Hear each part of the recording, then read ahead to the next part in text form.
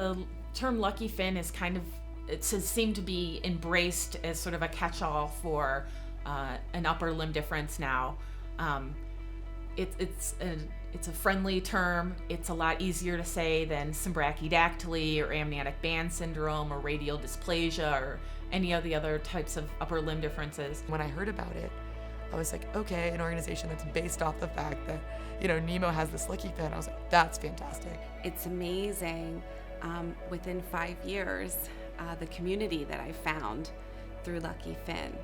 For me, I've never really had a problem with the way I was born. It was accepted myself for who I was and determined that no matter how I am, I'm going to do what I want. I am what I am. I have one hand, whether you want to call it one thing or call it another. I mean, I know what it is in scientific terms, and knowing exactly what happened doesn't matter to me as much as developing into who I am.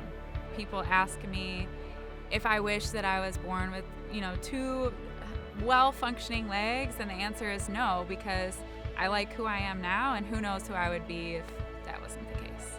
Don't ever speculate about other people's abilities and think just because they have one hand or one arm that they can't do something because they were born with that body, and they probably will prove you wrong. It's hard when you're brand new at this to know what your future is going to hold and what your child's future is going to hold. These people are musicians and athletes and models and actors, and they're doing it with what they have, and they're perfectly successful and happy and have completely full lives, and it's not a tragedy. We've kind of hypothesized that, well, because of that, these kids are born problem solvers, and they figure out ways to do things, and they just grow into be incredible kids with these incredible minds.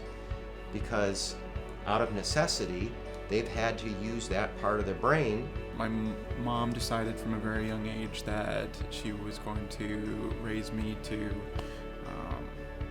try everything and do everything that was in front of me, and that led later down the road into an extreme love of music. And I decided as a teenager, when I was about 13 years old, that I wanted to learn how to play the guitar.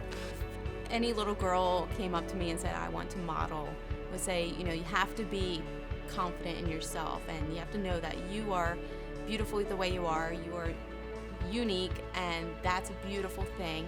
And that's what the modeling industry now looks for, is uniqueness. It's something that the fashion industry never accepted, and now we've kind of grown into this phase where the modeling industry is now looking for models who are unique. So it's a great time for people like me. Just like my first son was born with red hair, and my second born was blonde hair, and they're different. My daughter was born missing fingers, but she's just like my 2 boys.